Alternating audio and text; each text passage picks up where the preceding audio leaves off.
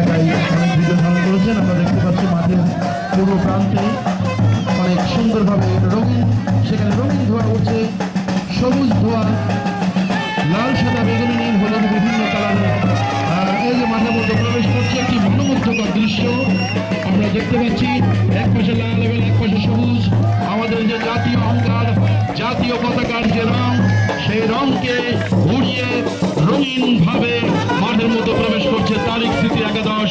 আমরা দেখতে পাচ্ছি অত্যন্ত সুন্দরভাবে মাঠের মধ্যে প্রবেশ করেছে।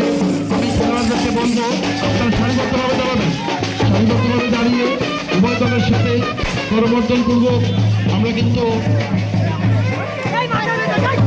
এখানে রয়েছে।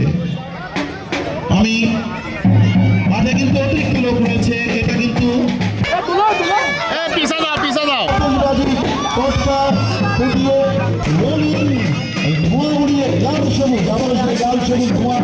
আমরা দেখতে পাচ্ছি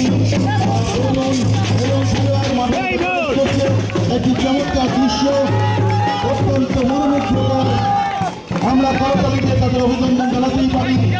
আমরা দেখতে পাচ্ছি রুহুল স্মৃতি একাদশের খেলোয়াড়েরা মাঠের মধ্যে প্রবেশ করেছে, সেই সাথে রয়েছে লাইন্স টিম দুজন।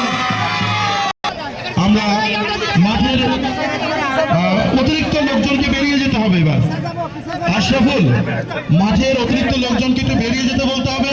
আমরা ওখানে কিন্তু জাতীয় সঙ্গীতের পর্বটা শেষ করব, জাতীয় সঙ্গীত এবং ফটো সেশন শেষ করব।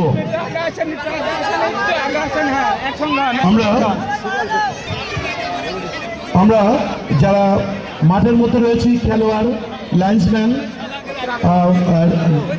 সম্মানিত রেফারি মহোদয় এবং আমাদের যারা বিভিন্ন দায়িত্বে রয়েছি, সবার দৃষ্টি আকর্ষণ করছি। আমরা কিন্তু জাতীয়